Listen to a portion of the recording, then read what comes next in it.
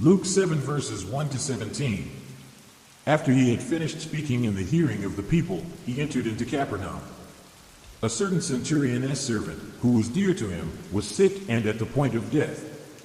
When he heard about Jesus, he sent to him elders of the Jews, asking him to come and save his servant. When they came to Jesus, they begged him earnestly, saying, "He is worthy for you to do this for him. For he loves our nation, and he built our synagogue for us." Jesus went with them. When he was now not far from the house, the centurion sent friends to him, saying to him, "Lord, don't trouble yourself, for I am not worthy for you to come under my roof.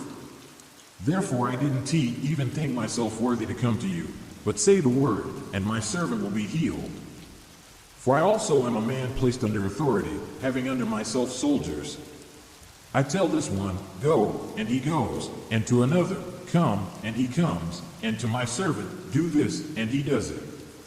When Jesus heard these things, he marveled at him, and turned and said to the multitude who followed him, "I tell you, I have not found so great faith, no, not in Israel." Those who were sent, returning to the house, found that the servant who had been sick was well.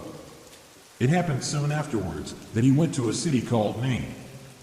Many of his disciples went with him, along with a great multitude.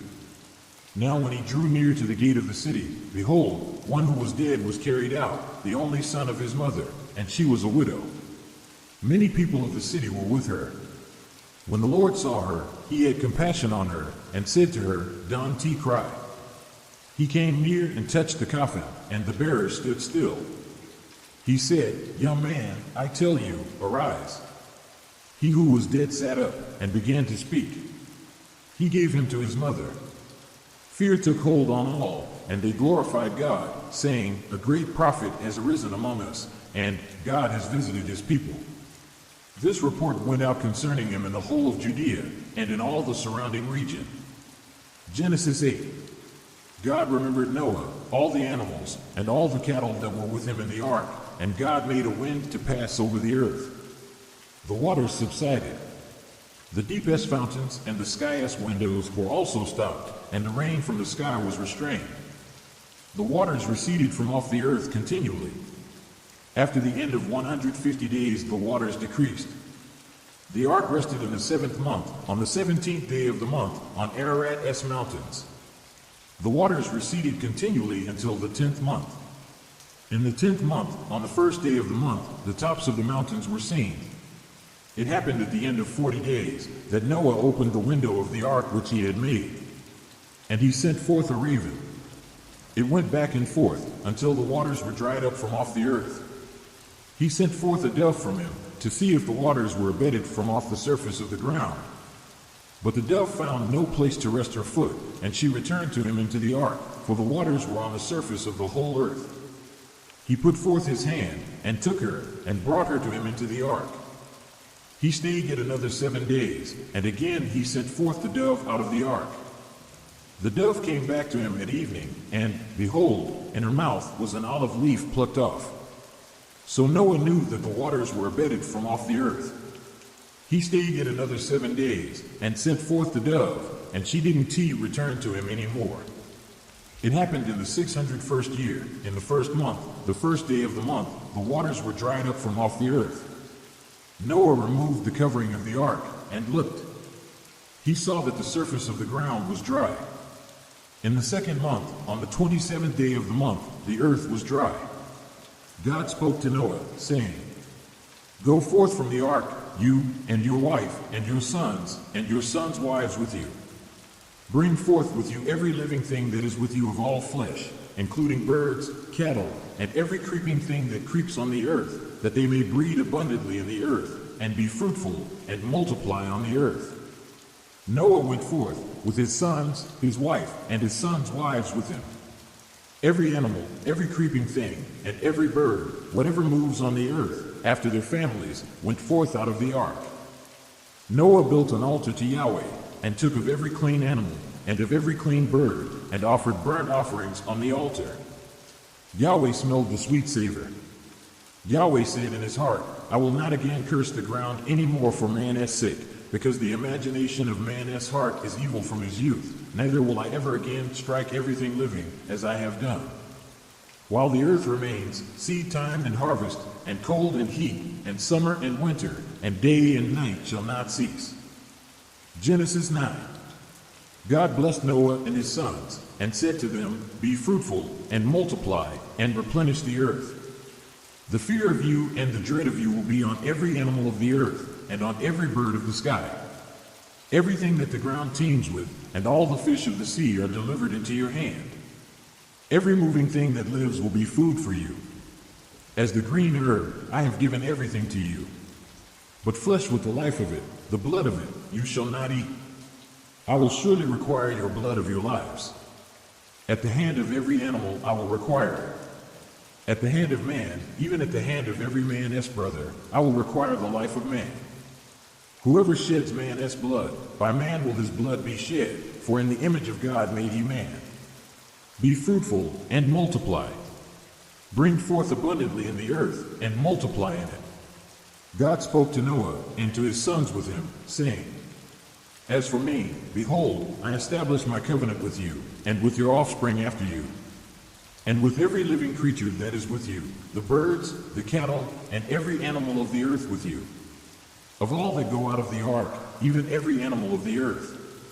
I will establish my covenant with you, neither will all flesh be cut off any more by the waters of the flood, neither will there any more be a flood to destroy the earth.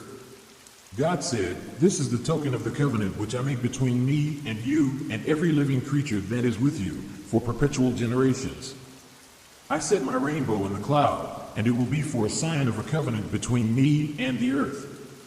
It will happen, when I bring a cloud over the earth, that the rainbow will be seen in the cloud. And I will remember my covenant, which is between me and you and every living creature of all flesh, and the waters will no more become a flood to destroy all flesh. The rainbow will be in the cloud. I will look at it, that I may remember the everlasting covenant between God and every living creature of all flesh that is on the earth. God said to Noah, This is the token of the covenant which I have established between me and all flesh that is on the earth.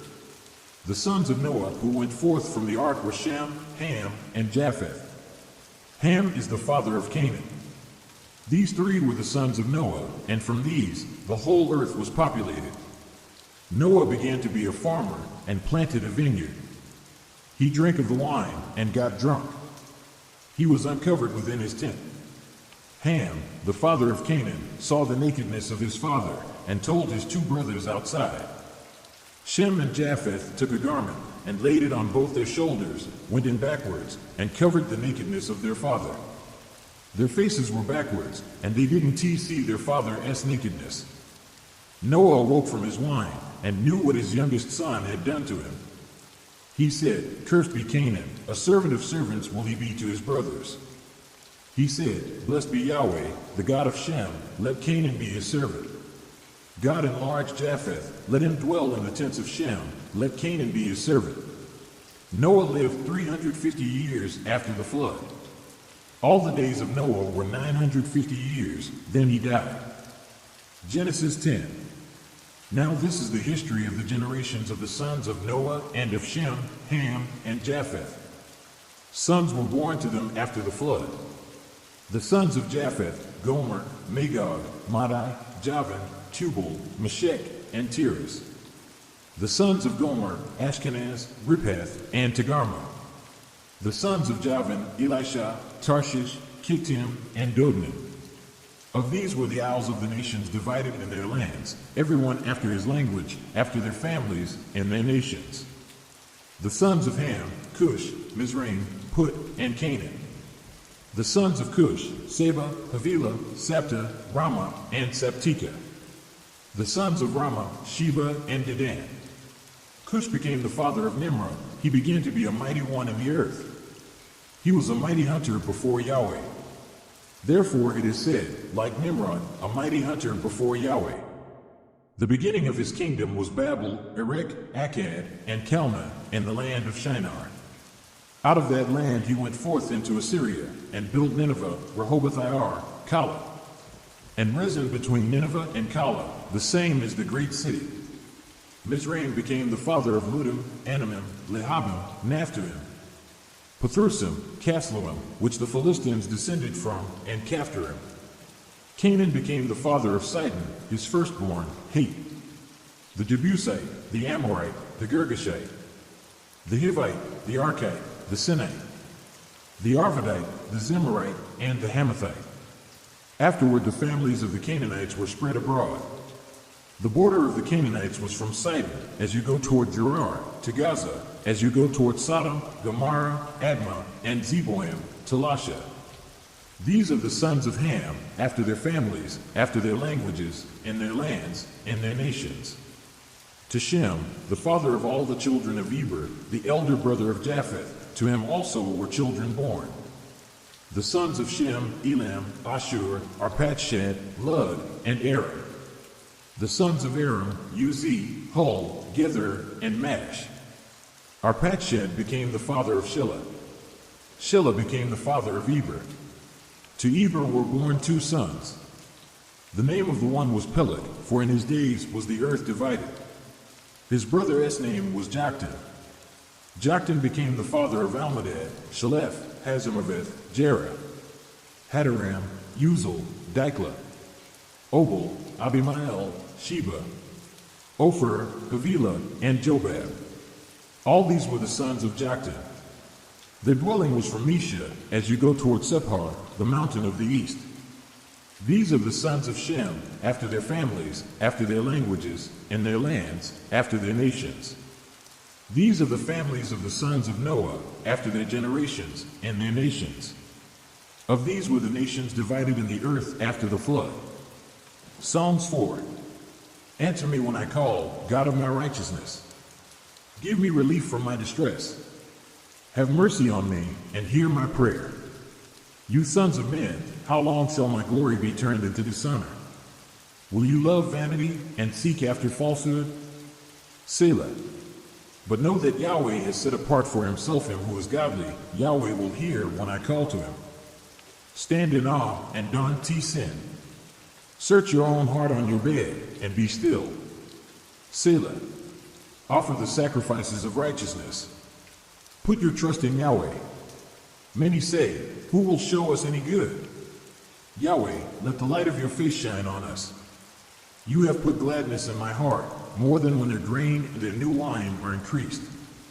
In peace I will both lay myself down and sleep, for you, Yahweh alone, make me live in safety. Psalm 5 for the chief musician, with the flutes. A psalm by David.